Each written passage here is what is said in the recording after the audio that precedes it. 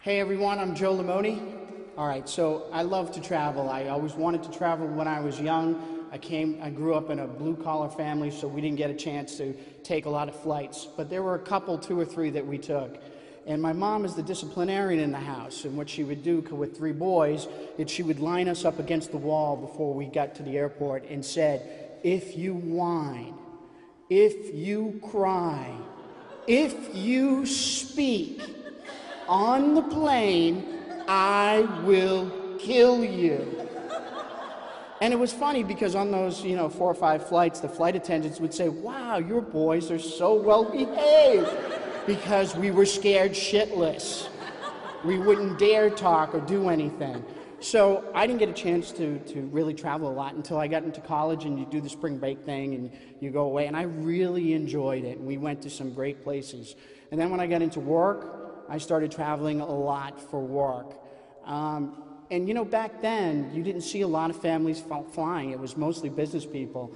And only until recently you start to see all the families. But I remember, and how it started, I got on a flight and I sat down, and I was going somewhere for work, and this family got on, and this kid was absolutely screaming. So I looked. Yes, Nancy, I'm one of those assholes with the evil eye, right? And I didn't look to complain at first. I looked to say, wow, if my mother was ever here, she would kill that kid. But then it happened more often, and I, started getting annoyed. And I would be one of those guys who'd be like, I'm just trying to get from here to there. Can you just keep your kid quiet, for the love of God? Because I would sit there, I'd like to read, and you sort of fantasize it's flying, right? Hey, Mile High Club. You always fantasize as a guy, hey, maybe a hot model's going to walk in and sit next to you, and you don't never know what happens. I've flown hundreds of times. It's never happened. Not the Mile High Club, not the hot model sitting next to me, never, right?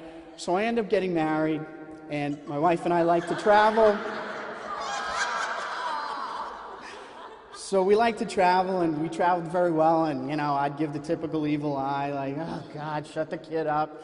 And then we had kids, and when my wife was pregnant with our first child, I would tell my coworkers who had kids, I will never be like you. Our lives aren't going to change. We're going to travel when we want. You people are nuts. And we had Dabby, and she was colic for 18 months and screamed constantly, 10, 12 hours at a time. I'm laughing so hard because she went to school. I went back to those co-workers and I apologized to every single one of them. So we get on the plane with my daughter, right? And we're sitting in the seats and she's screaming hysterically, and there's nothing we can do. And one gentleman turns and gives me the evil eye, and I'm like, hey, he just gave me the evil eye. I can't believe it. And the times we flew, it was absolute torture. I remember the first time I got on a plane by myself, and I was like, this is awesome. Quiet. And family got on, kids started screaming. And I looked and I said to that family, is there anything I can do for you? Can I take the kid for you? I'm happy to help. So my wife has a habit when we fly of, the Stop and Shop plastic bags? She puts all the stuff in there. So now you're schlepping, and I'm very efficient when I get to the airport. I like to be on time. I take off the jacket, the belt, I'm in line, I'm a business flyer, right? When we take the kids, it's all hands on deck, and you're running into the airport, you're sweating, and I have the car seat dragging it. So this one time, I have 3 children now, and we have all 3 on a flight, and I'm sweating, I'm tortured, and I'm getting on the plane, and I'm dragging the car seat behind me. Some guy looks at me, and I'm like, don't you even dare! Look straight ahead! I drag it, put the car seat in, on the end, on the window, and it was a 3 and 3, so it was my youngest, my middle, Actually, that's not true. Yes, no, that is true. And where was Gabby? Gabby was in the middle. Nick was with me.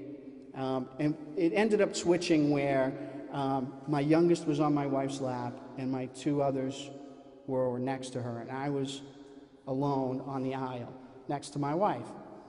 So Tracy's like, hey, listen, can you put this bag up? And I'm like just drenched and it's torture. And I'm like, just put it under the damn seat. Right? And everybody's staring at us because the kid, my youngest, is screaming again. And I'm like, God, I hate this. And then all of a sudden, and we sit in the way back because we torture people and we don't want to torture, the whole flight. So we might as well torture just the back people sitting in the back. So all of a sudden, two women walk on the flight. And Tracy looks at me and she goes, look at the two strippers. Because they look like strippers. And at that moment, I think we simultaneously realized that the two seats next to me are open. And I'm like, there's no way that I'm on the flight with my family and two strippers are gonna sit next to me. And here they come walking down. I see Tracy looking at me. And of course they get to my aisle and they're like, hi, I think we're in there. Okay. And I get up to let them in. And one of the strippers says, can you help me with my bag and put it up? Sure. And I pick up the bag and I feel this punch to my back. And I'm like, oh, and I almost went down.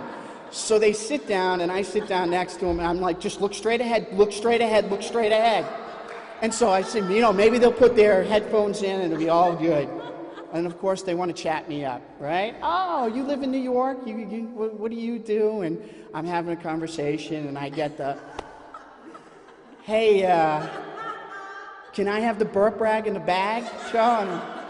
Sure, here.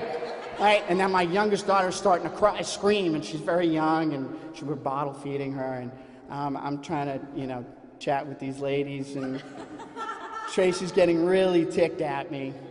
And so finally, Tracy's like, I can't get her calm. Can you take her? And the two strippers look over.